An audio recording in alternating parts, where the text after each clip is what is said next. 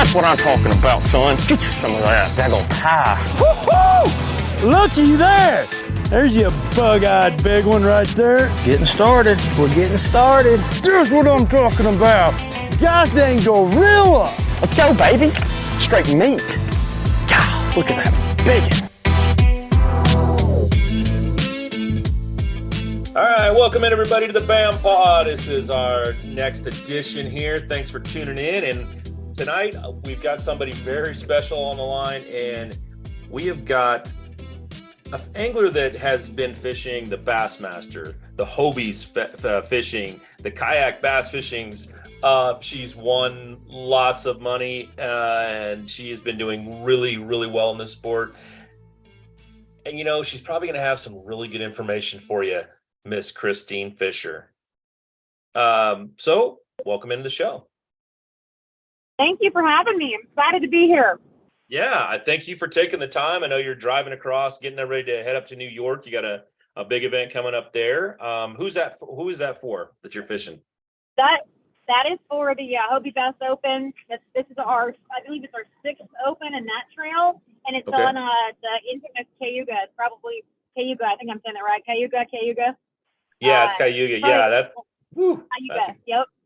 That you must be excited. Right now, As I say, yeah, you must be excited because just watch the MLF on that one. It's been going. So.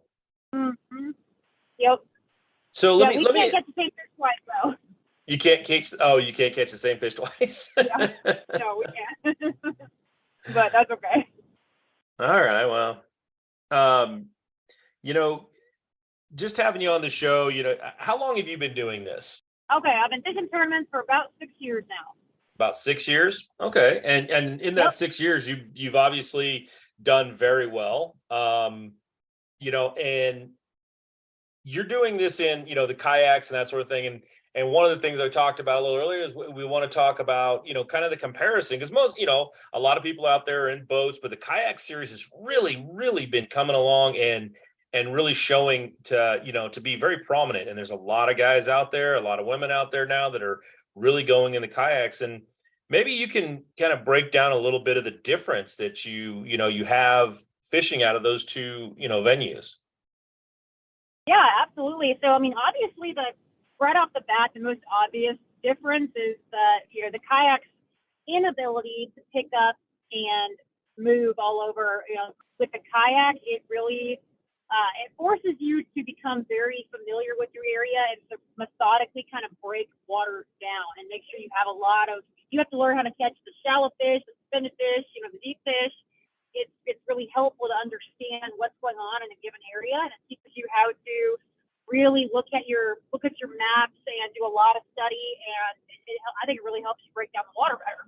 And another big difference, that's really the biggest thing, but I guess the other difference is sometimes, you know, and this is real subtle, but the casting, the mechanics are just a tiny bit different. Like it is a little bit of adjustment going from casting and setting the hook in a kayak to casting and setting the hook in a bass boat. But that's pretty minuscule, I think.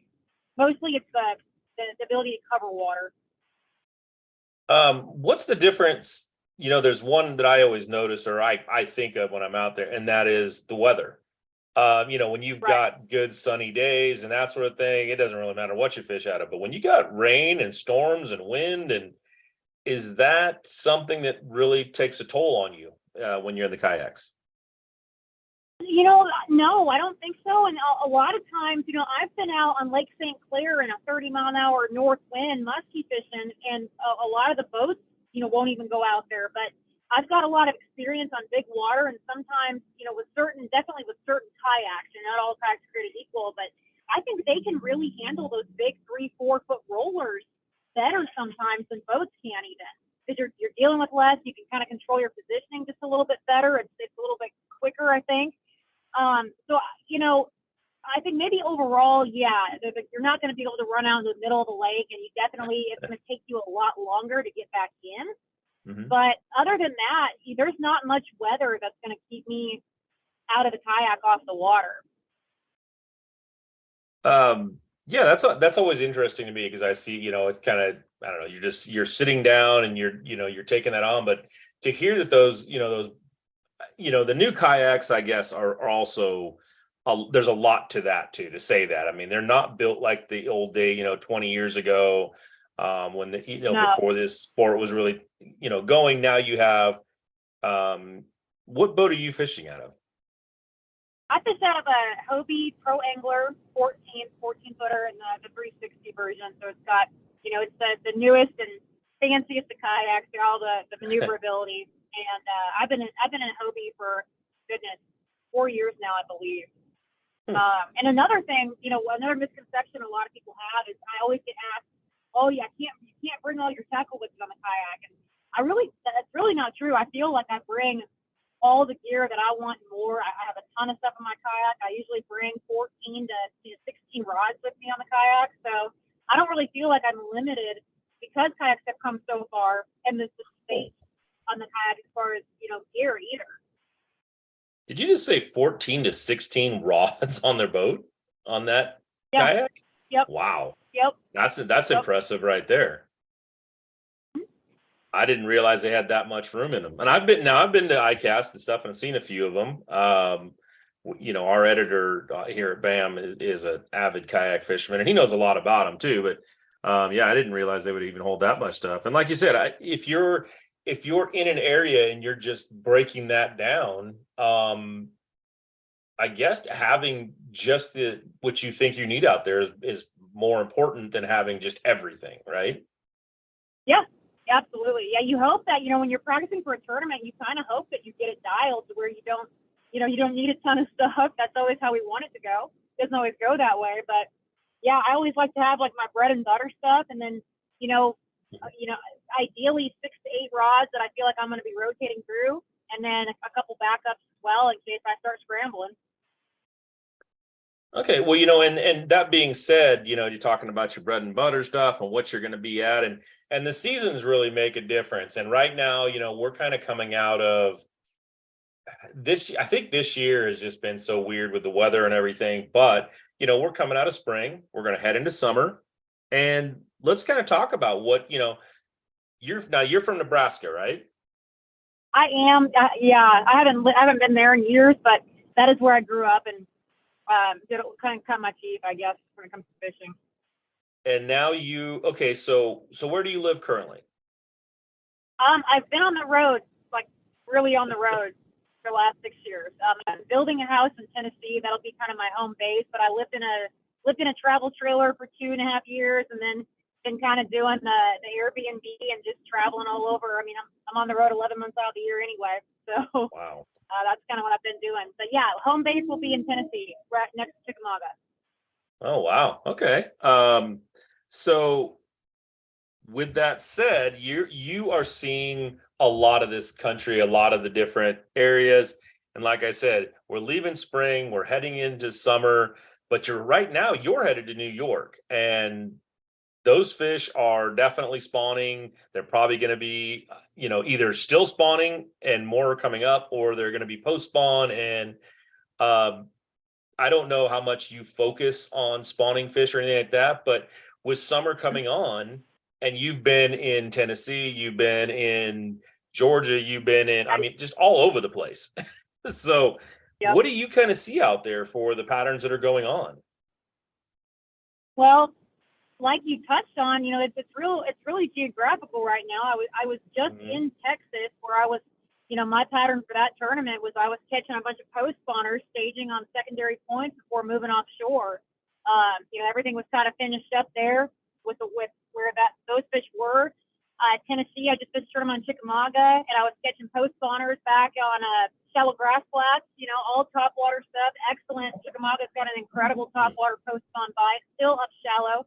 You can catch those fish on Chickamauga up shallow all year long. And I think, what I'm seeing more and more is that, we used to have a pretty prominent ledge bite on the Tennessee River, especially, or in other parts of the country. But I really do think that, and it may or may not be because guys are getting better at their electronics or the new forward-facing sonar deal, but I really do think that a lot of that pressure, maybe the Asian carp and some of those fisheries have pushed a new wave of fish up shallow. And I think that the last couple of years, I've done a lot of my damage year round up shallow, just covering a lot of water and flipping and power fishing up shallow. So, I haven't done it where usually my first few years, this time of year, I'd move off, offshore, start grabbing ledges, looking at all that deep stuff and structure fishing.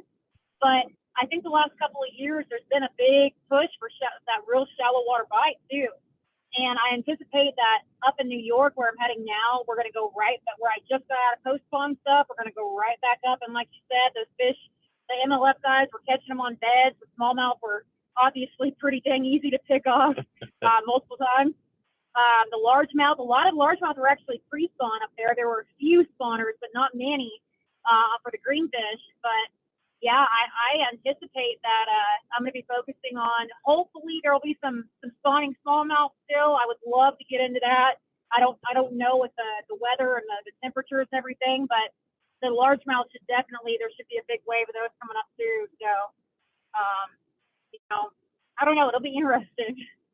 Yeah, it should be a fun event. I mean, if nothing else, just for the amount of fish that are up there, the weight that's up there, and I mean, they're putting up some pretty good weights for 26 pounds a day.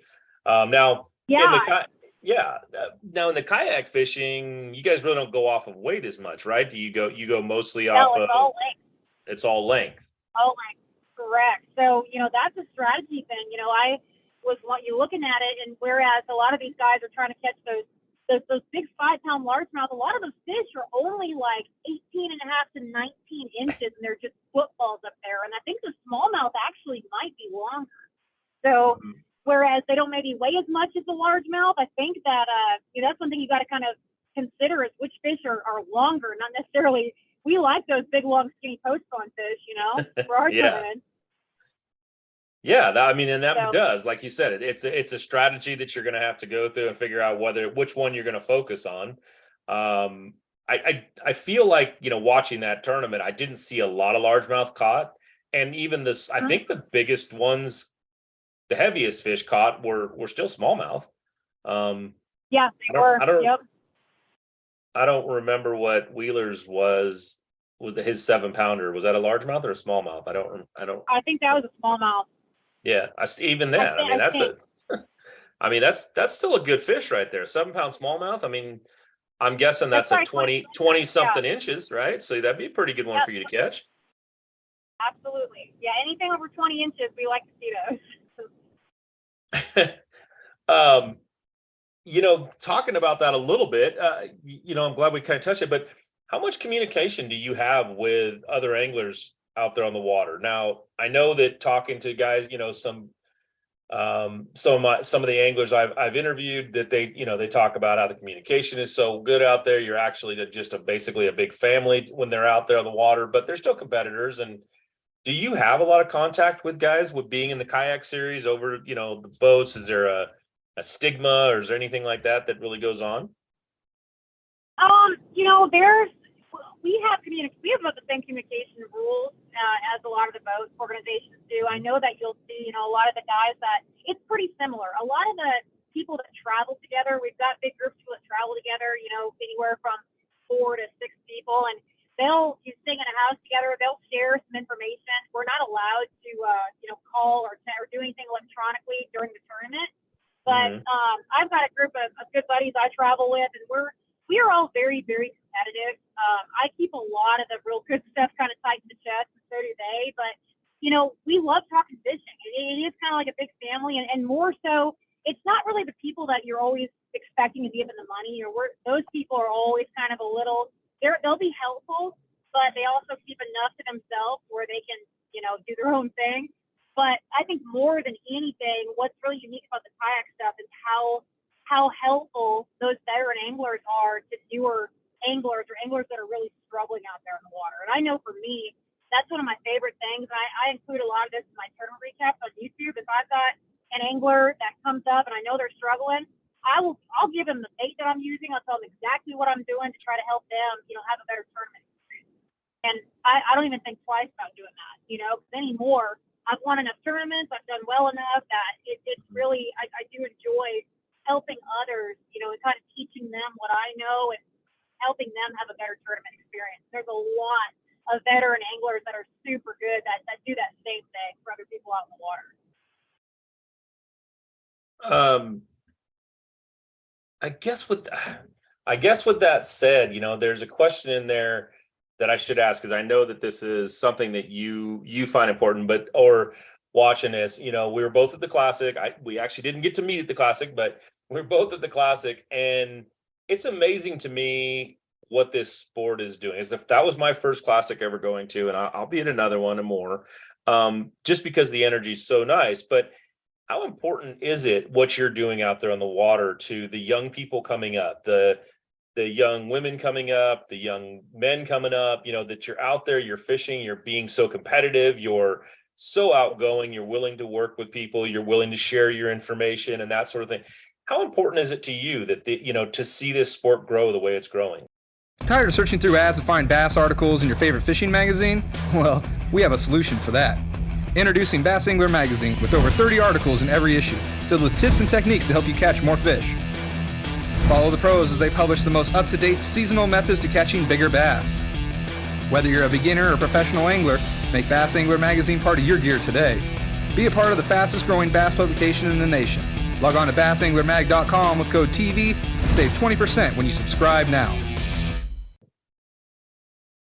I mean, it's incredibly important. That's our future. That's the future generation of our sport. That's what's going to be, teaching the next generation. That's what's going to be taking care of our resources. That's going to be the next wave of information coming out. So the examples that we set now and what we're doing, I mean, they really leave a mark on the next several generations, and that you can't really take that lightly, and that goes for, I think, just being a good angler and a good person on and off the water and how you treat people, because you see a lot of the really negative interactions, with some tournament anglers. You've seen it on, way back in the day on the Elite Series. That stuff's all over the internet, and it can get really ugly. And people, I hate to see like that, the money and the winning get the worst of people and have that ugly come out, and then have people see that.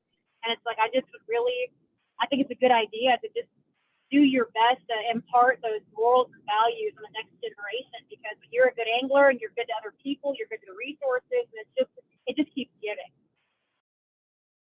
Yeah, it's and for me it's really interesting just in the fact that, I mean, like I said, being at the Classic, there's still, you're still out there seeing some of these older guys. I don't want to say old because, that's a little whatever, but I mean, Rick Clunn was there, Shaw Grigsby's there. I mean, there are some very veteran anglers. Bill Dance is still going. There's still some guys out there that are legends of this sport. They are out there still, doing exactly what you're talking about. And they're talking to the youth of our sport coming up. And it's very interesting to see that it's that long. And I guess just watching this sport grow the way it's growing. And I know that that's something that you have talked about before, that you really are impressed with how this sport is. It is. It's exploding. And, you touched on the women part, the women in fishing a little bit. Yes. And I know how important it is just for those young women just to see another woman out there competing and succeeding. Just to see that it can be done is extremely important to tell them that, hey, they can do this too. It is possible. So I do feel that, there's definitely a responsibility there to keep doing and keep pushing and keep trying to succeed on the competitive side of it, so that women see that it is attainable and that they can do it too. If I can, they can, Yeah. And that's the question I was going to ask you too is, you coming up in this sport, one, you're doing it out of a kayak. Two, you're a woman out here showing some serious skills, showing that this is a sport, and I've always said this, that this is probably the most even sport in the entire world. I mean, that fish does not care. Yep. If you're a woman or you're a man, you're, old. This is a person versus an animal, a fish trying to do best. Yep. Has it been, I don't want to say, has it been a challenge? Because I don't want to use the word easy. Has it been easy? Has it been hard? Whatever. That's hard to come by. But has it been a challenge, finding that you're a woman coming up in this sport and trying to change a lot of the, I guess, for lack of term, just the good old boy mentality? Or has it been something like, you found that this has actually been a pretty smooth transition to do this sport? Yes and no. It's like a multi-faced question. So yes, there have definitely been there's definitely been some hurdles, and there is that. And earlier on, I would say, when I first got into it, it was much more difficult. I think now it's a little smoother sailing, but I think my background in working in male-dominated industries for most of my life, like I worked at a hard goods store back in Nebraska, where I worked at the archery shop and worked on customers' boats and sold fishing and hunting and guns and all of that. I was the only female corporate-wide that sold in hard goods, and so I was kind of callous at a young age, and because I had a lot of pushback from customers that didn't want to work with me, didn't want me to work on their boats, they didn't trust that I knew what I was doing. I had all of that. They answer the phone, and I would pick up, and they asked to speak to another sales associate. They didn't want to hear what I had to say about which rod is better or that. And even though I was more capable and I was one of the top salespeople in the company in that area, a lot of people just didn't trust what they didn't know. So I was kind of callous. And then from there, a couple years later, I went right into the competitive fishing. So I had already I knew what I was up against, and I knew what I was going to look like. And I knew that I had to focus. If I focused on everything, like the obstacles that I had ahead of me, then I was never going to make it. I couldn't be a victim of those obstacles. I had to just push through it and work harder and try and, rewrite the narrative by leading by example instead of getting angry and getting discouraged and beat down because of it. Okay. I mean, that's kind of the thing that I get from a lot of the anglers that I've interviewed is, I guess just the stereotype, that women don't know what they're talking about when it comes to fishing. And I know a heck of a lot of good anglers that are women, and they, I would take anything you guys say, over some guys that I've talked to for sure. But talking about that and a little bit of the fishing, let's get back a little bit to some fishing stuff. And, I normally ask, people, anglers, when they come on in the show, maybe give us their top 5 baits, but I want to expand it a little bit for you, because you're kind of been all over the place and there are things going on. Like coming into New York right now, what are you kind of focusing on? What's your top 5 baits that you're basically thinking going into this thing? And don't give up anything if you don't want to, but this will not go out until next week. So this will not go out until after the tournament's over. So feel comfortable in that. Okay. Yeah. So I'm very comfortable. Like I said, I fish a lot of moving baits. I'm very comfortable fishing moving baits and fishing shallow. And one of my strengths is fishing grass.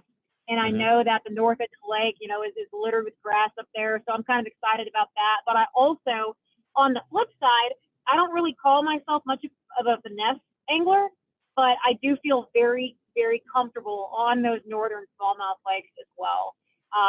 But I love, what I'm anticipating I'm going to really be keying in on is going to be a swim jig, a big walking bait, like a cane walker, probably I love swimming little swim baits on these little tungsten round ball jig heads. I love that for smallmouth. It's always been a killer for me. I maybe a spinnerbait early on. I love throwing a spinnerbait around. Especially for smallmouth too. I'm sure a jerkbait's gonna play. There's a lot, and there's a couple of forward-facing sonar techniques that I'm gonna be kind of playing around with also. So I feel like, that's kind of what I'm anticipating. Obviously, I'll do a lot of flipping too. I think flipping grass is going to be a big thing. Flipping a creature bait around the grass, fishing a big worm. I love swimming a worm through the grass. That's kind of what I'm anticipating is going to be pretty big. Okay. I mean, that's kind of this time of year, right? That's the summertime patterns. Right. Is you're starting into top water action. You're starting into a little more fish are a little more active. They're moving a little bit more. So throwing some of those moving baits is really an important thing. You're going into an area that's obviously been spawning. It's now it's going to be probably do you think it'll be post spawn mostly, or do you still think there's going to be bigger waves of fish coming up to spawn? Bass U, folks. Information is pouring over. If you want to learn more about every lake, how to fish shallow, deep, in between, skipping docks and rocks and cranking, slow wiggling, chatter, smattering, you get it at Bass U. We got the best of the best. If somebody's ever caught a bass on something and perfected the technique, we got you covered. Get on Bass U TV, check it out. Sign up, be a member, be part of it, folks. Keep learning. I'm Gerald Swindle. Subscribe to Bass U. Well, like I said, I think the smallmouth, might be. I think there'll still be some deeper fish spawning for the smallmouth, but I think the largemouth. I think we're going to see plenty of spawners with the largemouth. I really do. Just from what I follow the MLF event fairly closely, and we've got a buddy that's a camera guy up there, and he did a podcast recently, and from what he said, there weren't many largemouth actually spawning just yet. A lot of them were free spawn. So I really think that we'll see a lot of those. I really think we're going to see a lot of those fish continuing to move up as well. Now, and I really don't like bed fishing for largemouth. I can do it. I just don't really enjoy it. I'm gonna if it's up to I can fish my strengths, and I want to try to find and post spawn more than anything if I can. Well, yeah, and that kind of seems like with the baits you chose, that seems like what you're looking at is you're going to go for post spawn fish. And again, you don't really care about size as much as length, right? Yep. Yeah. Exactly. Length is really all that matters. So. So the other thing is you mentioned sonar. Now, to me, we obviously see these boats that have, it's got 10 different, sonars going on, but I'm guessing you're kind of limited to what you can have on there. Do you do the forward facing sonar, and is all of that a part of your, how many fish finders do you have going and that on the kayaks? Sure. So, yeah, I have two 10-inch units on my kayak. I've got a Garmin 8610, which is actually a saltwater unit, but I got that for my live scope, solely for my live scope, and then I've got a 106 SB that I run everything else off of. So I do have two up front. The live scope deal, to be totally honest, I know that I actually did a video on my thoughts about all of this and, kind of where I'm at with it. For full transparency, I don't like using it. Like I said, I grew up without screens. I don't like looking at screens. I'm a very visually oriented angler. I love noticing things. I love flipping, visual targets. I love fishing visual targets. I'll use my side scan, a lot with that too. But I don't like staring at a screen, chasing things down. But I also know that if I want to be competitive, I have to. The last couple of years, I've had to devote time to it, and really try to become more comfortable with it. And I actually cut that check on Possum Kingdom in Texas using my live scope offshore. So I do see the value in it, and I do think that up here on Cayuga, if those smallmouth are post spawn and they're going to be out, roaming out deep a little bit or a little bit deeper, I think that's going to really be beneficial. And the area of the country where I really rely on my live scope the last couple of years is up north on those smallmouth lakes. So I definitely think I'm going to see that be a factor in my tournament. But, if I go for those largemouth up shallow, I'll use live scope just to see how the grass sets up ahead of me, and that's it. I won't really use it for much else. Okay. And a couple things you said in there a little earlier too was, you like flipping is one of your favorite things to do in topwater, this time of year. Yep. I think, when I'm sitting here thinking of topwater and I'm thinking of flipping, we're again, it's so interesting to me how much difference is it? Are you standing on your kayak to do those things? Because that, to me, that's how you throw topwater. I can't even think of the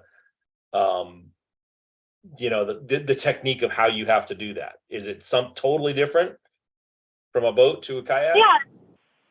It's a little different. I mean, I do try to stand for the most part. A lot of my fishing, I'm standing. If I'm fishing offshore, I'm usually sitting down just for boat control only, But okay. No, if I'm fishing top waters, I'm flipping. A lot of times I'm standing, but I can also do that sitting down. I don't like to as much. And if anything, you know, it's more about just being able, your vantage point, being able to see where you're casting and where you're putting that bait. But, you know, working it, I've learned how to do that pretty well sitting down also. Okay. You know, and then there's a, I'm sorry. I'm a little naive to the kayak thing, and I'm guessing with some of the new technologies coming out, I mean, things like, you know, you just said you got two screens that you have on your boat. I'm guessing you have trolling motor going. I have a Torpedo, just a little electric outboard style on the back. Oh, on the back. Okay, so you don't have like spot lock and that sort of thing. No, I do not. A lot of people do, but I don't. Okay, so then my guess is that this is where like lithium batteries really make a big difference. Yes, the weight reduction is huge. Yeah, because that's what I'm looking at. I'm sitting there thinking, man, she's got trolling motor. Probably she's got the screens. It's like, where do you put the battery? You got 16 rods, you got all the tackle. It's a 14-foot boat. I'm just, you know, I'm sitting here kind of amazed that all of this goes in a kayak, and I'm gonna have to do this. I'm gonna have to try the kayak thing just to see how much stuff I can get in it. Yeah, I mean, you really should. It's one of the fastest growing segments of sport. We see a lot of guys from the bass boat world come over, and they're fishing our tournaments now, and they're not. A lot of them sold the boats, and they're not looking back. It's really an amazing sport, and I think people are surprised at how much they like it when they start doing it.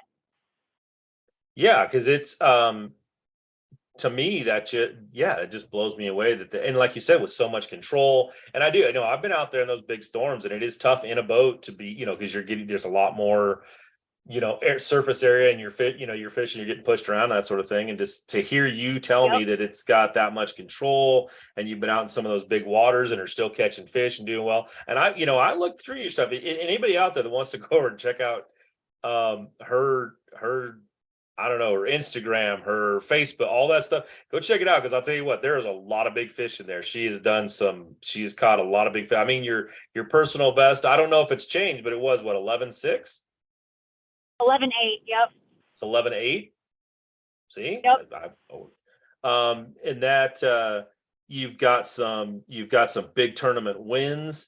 And you're going for another one this weekend. I'm sure this is one you'd really like to win up there. I always fishing to win them. Yeah. Have you had any big wins up north? I had a win on lacrosse about 5 years ago, and other than that, I'm trying to think. I've caught a check on Lake Erie, but I didn't win. The Susquehanna River, I've caught a check on that every time I fish it. Wow. And I'm trying to think.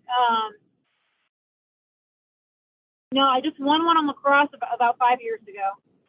Okay. Now, we talked about this before the show a little bit, but your biggest win so far has still been 2021?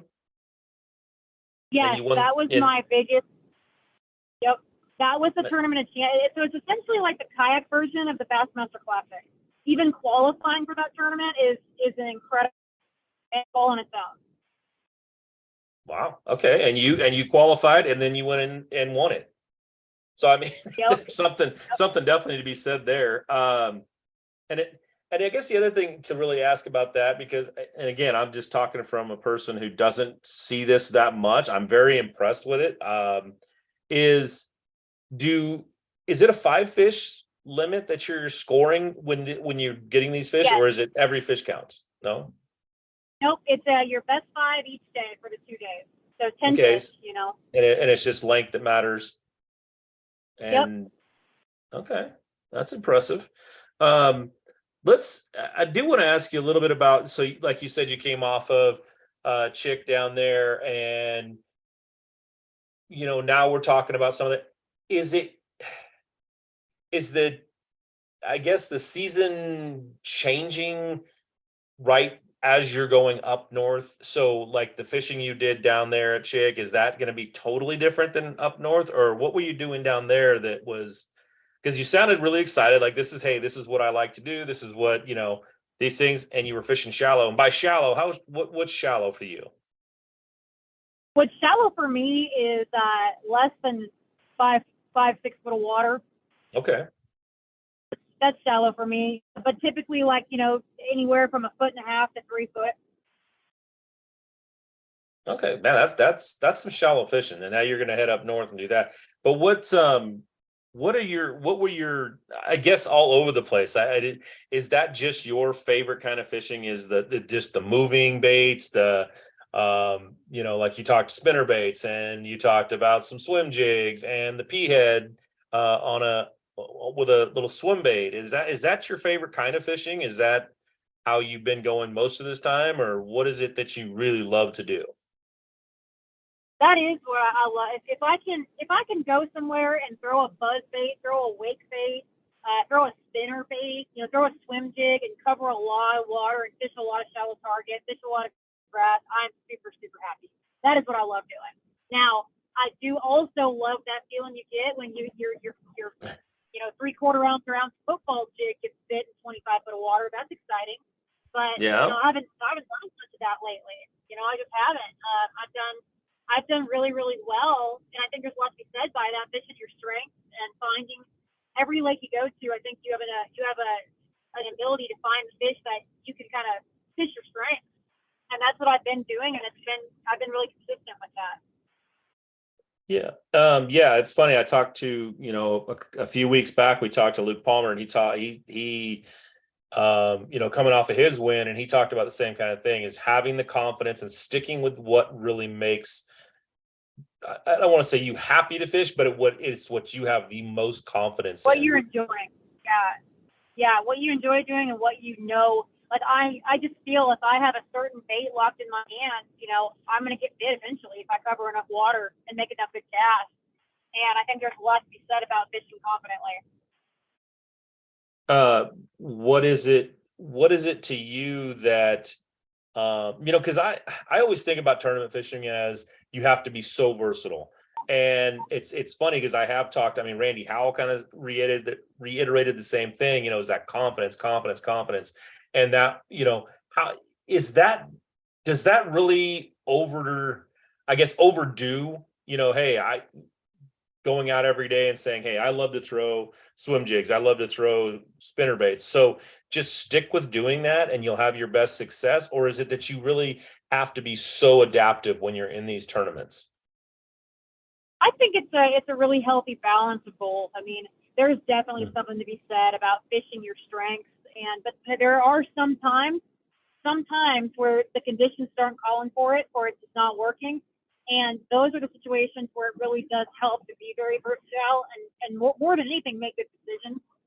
And that's why there's a couple of things out there, that I really don't like, that I don't like doing, couple techniques I don't really like. But I think that it's really important to, in the off season or when you have a free week, to go out there and just force yourself to do it and get better at it. I'm doing that kind of stuff, trying to do it all the time and just learn things that I'm not as well versed in. So that in case, I think, okay, you know what, building confidence in other baits. If I'm not confident in it, I'm not going to throw it, or I'm not going to throw it well. But if I can build that confidence in it, then I feel like I've got a lot of tools in my arsenal, and I think that makes you a better angler all the way around. Okay, it's I can't let you off on that. What is it that you don't like throwing? I don't like anything. I don't say anything treble hooks. I don't like crankbaits. I'm not a big fan of deep cranking is pretty dang tough in a kayak as it is. I'm not a big fan of throwing a jerk bait as much. I'm just jerk bait, crankbaits, and then any of the finesse fishing like Nico rig, drop shot. I just don't. I don't enjoy doing that very much. I just really don't. So, big spoons. I've never actually caught a single fish on a big Magnum flutter spoon.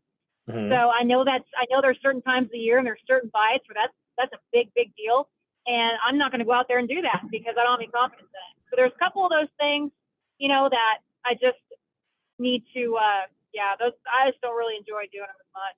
In my mind, if they're really on a square bill, I'll make them eat a different spinnerbait or something. Yeah. So changing it up right now, like we're coming in, like I said, now you're going up north. You're going to be, let's focus. I want to focus a little bit on watercolor. This time of year, there's so many different variables. I mean, there's, and this may impact you a lot more too, but there's a lot of the big boats are out there. People are water skiing, clear water, stained water, dirty water. What's your favorite? And what are you kind of looking at? Do you even care at what's coming up? Yeah, I definitely do. I feel very comfortable with that, with stained and muddy water. That's what I like more than anything. Is that I almost, so a lot of the tournaments you'll find me up in the river section of the lakes with that water that's got color in it. But I'll also take advantage of the mud lines, and fish that where the muddy water is hitting the clear water. And I've done okay in clear water, but I just don't really, I like that. I love that, when the lakes get that real good kind of spinnerbait looking water where just enough color to it that you just know it feels right. That's probably my favorite over anything. And then muddy water would be my second favorite. And then clear water, I'll do it if I have to. Well, you're heading up to some water that's going to be clear. I mean, that you can see it on, you can see it on there. What is when you're fishing muddy water now, are you going to really focus on looking not only the water, the water, but are you going to be focusing on specific targets at that point? Are you looking for structure in that muddy or stained water more than you are in the clear water? Or does it matter? I would say so, sometimes it does. It all just kind of depends on where I'm at.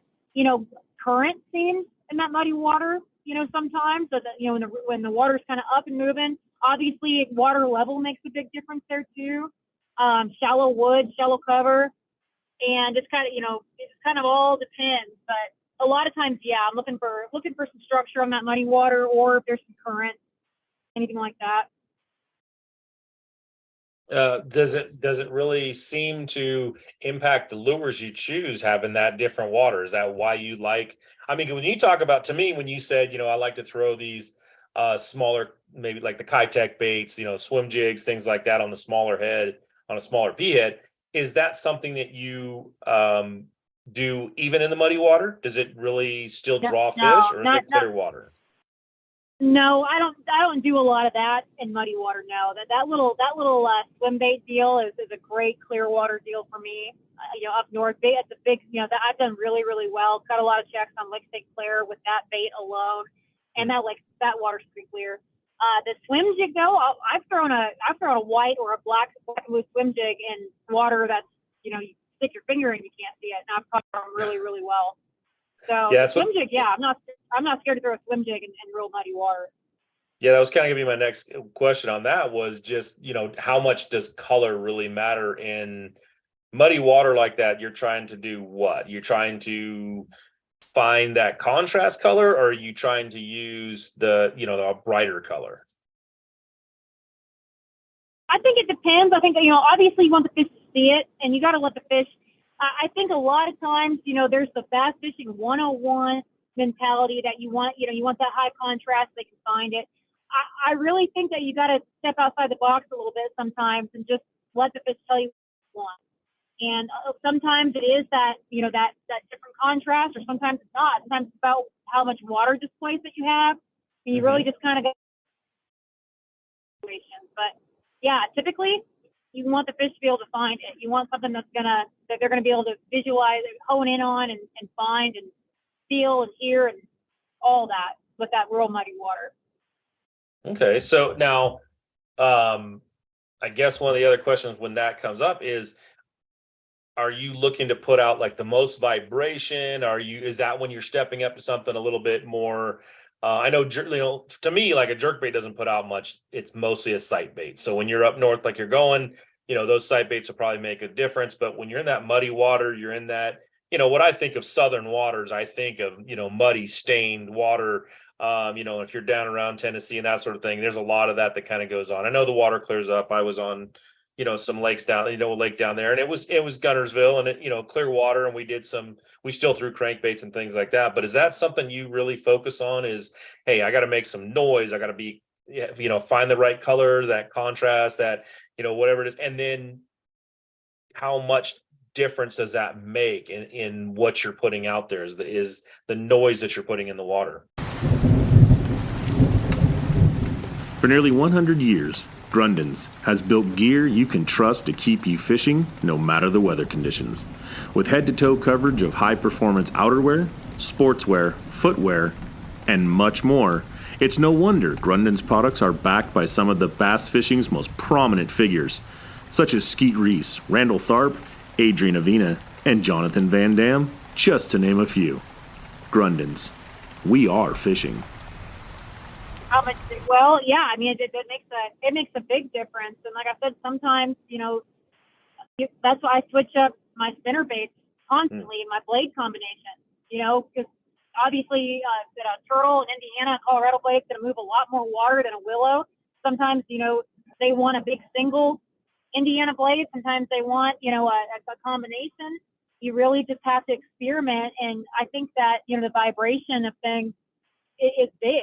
That's why guys that throw a lot of different manufacturers of bladed jigs, right. And 1 minute, or 1 day they're really wanting this brand A bladed jig, and the next day, they're not touching it. They just seem to want this one that has just a tighter, a little bit tighter vibration.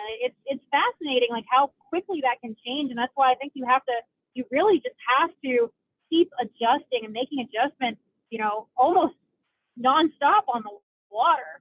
And to the jerkbait, it's weird though. I know a good buddy of mine that fishes fishes all over. He throws a jerkbait in chocolate milk water and puts scent on it and crushes them. You can't even see it. You can't see your fist stick it in the water, but he'll crush them on a jerkbait. But he puts scent on the jerkbait. Most bizarre thing ever. But that's why I think you can't let it be in your mind that jerkbaits are a clear water bait. Jerkbaits are a stained water bait. Jerkbaits don't belong in mud. You can't have that mentality, because sometimes, thinking outside the box and just experimenting a little bit, you're going to surprise yourself. Don't get trapped in that, okay, it's clear water, I'm going to throw a green pumpkin, because shoot, how many times we go to these smallmouth lakes and the most obnoxious clown pattern colors are what they want to hit. So I think it's important to keep an open mind. I agree.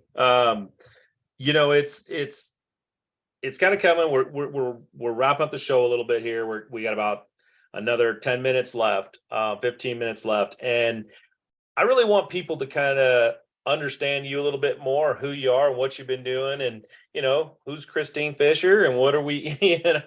And what is it that give us your YouTubes, give us your channels, give us your stuff you want people to follow too.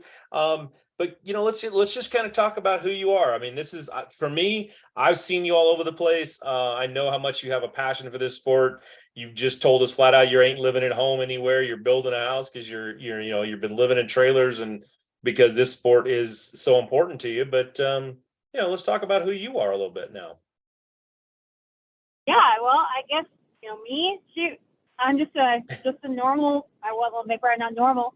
Small town, farm town girl that just had an infatuation with the outdoors, thanks to an incredible family and incredible family values, and mom and dad that didn't impart any type of normal societal roles on me. I didn't have any idea that most girls didn't like to fish or didn't like to get out and play in the mud, that's just all I ever knew growing up. So I didn't think it was different or think it was weird. I grew up without television, so I just had a really unique childhood. And I think now, because of that, one thing about me is that I really, if anything, in addition to inspiring others to get outdoors, I just think it's so valuable to encourage, these kids and these young anybody to put the phones down, to shut the TV off, to get off the computer, whatever device they may have.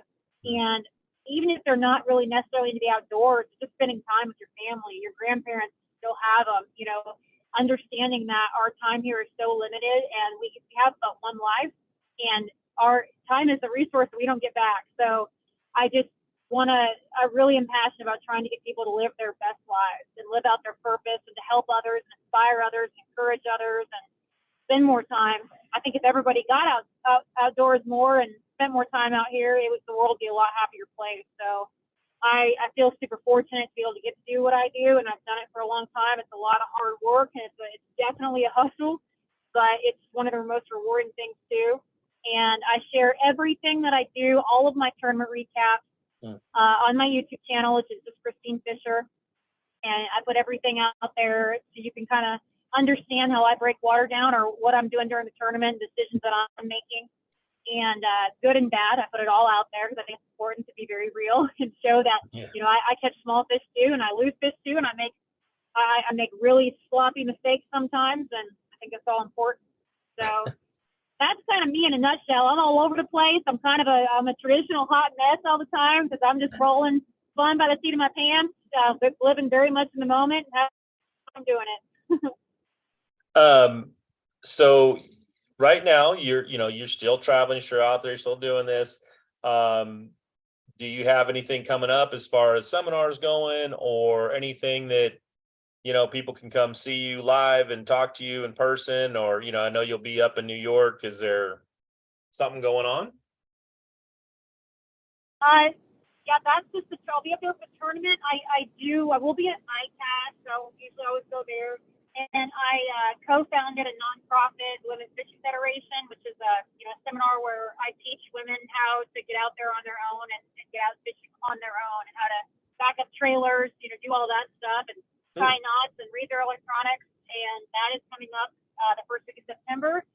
It's we cap it at 50 women because we just can't right now. We don't have the resources to accommodate more than 50. I think it's already full, but we do that.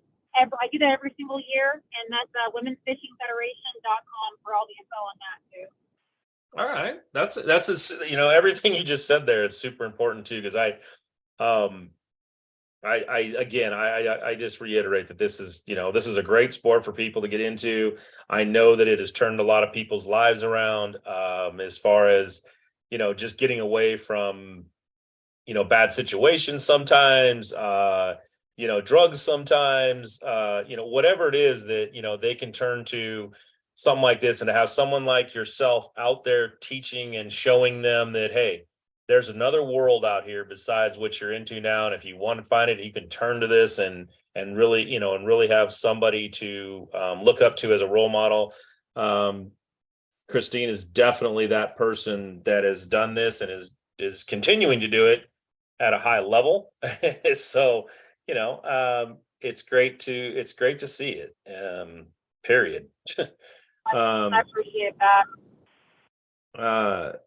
And if you can get out there and see some of these seminars, or if you just want to be a part of it and start watching it, there's so many different things. I don't know if I don't think this is televised at all. Usually it's not yet, but I'm guaranteeing it's coming soon that there's going to be kayak tournaments that are going to be televised. I think so too. We've got camera boats out there, and they do great live updates and stuff on some of the pages. But yeah, it'd be kind of neat one day to be able to have that. But yeah, I do put I film all my tournaments and put them out there. So you guys, if you're interested in the kayak tournaments, you can check them out and see how they go. And that's a question I was going to ask you too, is how much have you, you said you've been doing tournaments now for 6 years. How long have you been fishing before that? I mean, other than, from childhood, but I mean, have you been fishing other stuff before this? Just fishing, since childhood. I fished family walleye tournaments growing up, and I fished, I did a lot of muskie fishing, muskie and trophy pike in Nebraska before I started competing in bass tournaments. So I didn't do a lot of bass fishing growing up. My roots were walleye, pike, and muskie, and all I wanted to do was catch muskie, and so I travel all over with a little kayak, and before I start competing, and catch muskie all over the place. So from a kayak, and then I got into the competitive side of it about 6 years ago. So with that said, how much has this been, how able have you been to make this a career? Is it out there? Can it happen? Oh, absolutely. Yeah. This has been my full-time deal for, I made it a career for 4 years ago now. And done it full time. It definitely is. It's a lot of work, and you have to, so the biggest mistake you make is think that you start winning tournaments that you can make a career fishing. That's not it. You have to get your business in line first. Or I would advise that you get your business in line. You get you get a brand out there. You are able to be professional and talk to sponsors and pitch yourself, and you know, have a lot of irons in the fire. It took a lot of things for me to get this going a long time ago, and then I was able to really focus in on a few avenues of income to make this happen. And yeah, it's definitely, the possibility is always out there. Having a YouTube is a great way to do it too. That's a good revenue source, and that is very important. I have a lot of things that I do to make this work. Yeah, that's what I was that's probably the next thing I was gonna ask is how much do the fishing part of it is probably the relaxing part, right? Compared to all of it. As far as sure. Yeah, just getting out there. And then and I do like to ask every pro angler that I talk to, give something to a kid out there. What would you tell them coming up in this sport? Before we kind of wrap it up, let's tell them what would you say is the most important part of being in this sport and making it successful? Well, the most important thing is understanding that being a professional fisherman doesn't necessarily mean you get to fish all the time. And if you have this idea that you're going to be a professional fisherman, you fish all the time, and it's not a lot of work, then this may not be the career for you. It's a tremendous amount of work. It's a nonstop hustle. The road life is not easy. It requires a ton of sacrifice. And a lot of times I don't think we do a good enough job of painting that picture of what it really looks like behind the scenes of being professional anglers. And I wouldn't trade it for the world, but I'm wired a different way. So I think a lot of people don't really understand, what it takes. And then lastly, what I would say is that, whatever you want to be, if you're truly passionate, because I really believe that, doing what you love, that whole old adage thing, do what you love, never day your life. I believe there's a lot of truth to that. But you've got your work ethic. You've got to outwork everybody out there on all fronts. And if you have that, if you've got that work ethic, I think if you have the work ethic and you have the heart, you can go further with somebody that's more talented, more natural talent by far. And if you understand that, you've got those tools, and there's nothing you can't do. There you go. You've heard it from a person who's out there hustling. You're probably the third or fourth angler that I've heard say the same thing, is that the family life is a lot of sacrifice. You miss a lot of things. You don't get to be a part of things that you'd love to be a part of. And, because you're constantly out traveling, out doing things. You're married, right? I'm not, no. Oh, you're not? Nope. Were you married before?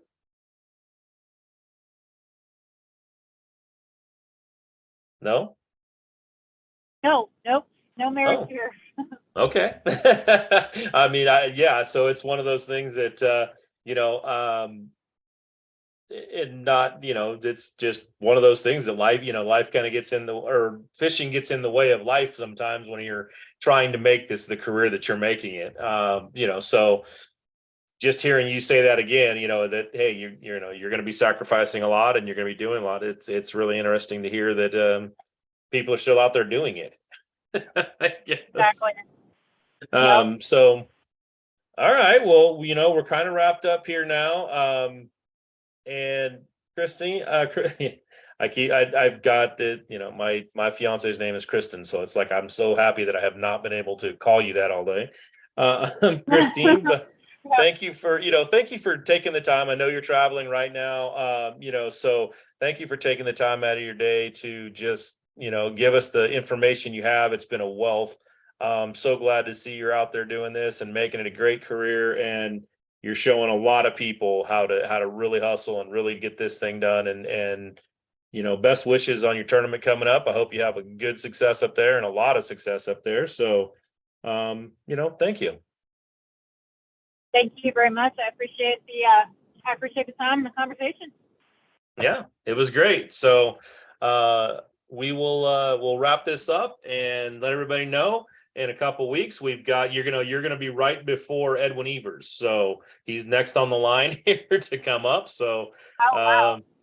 yeah, so you're right. You're kind of between You're between Randy Howell and Edwin Evers here on this show, with Matt Nadeau stuck in there, who just became his first-time champion. So, yeah, this ought to be a good one here, and it's always great to hear from a really top-notch angler out there, and I appreciate it. So, guys, thanks for tuning in, and everybody, and we'll catch you on the next show. Thank you so much.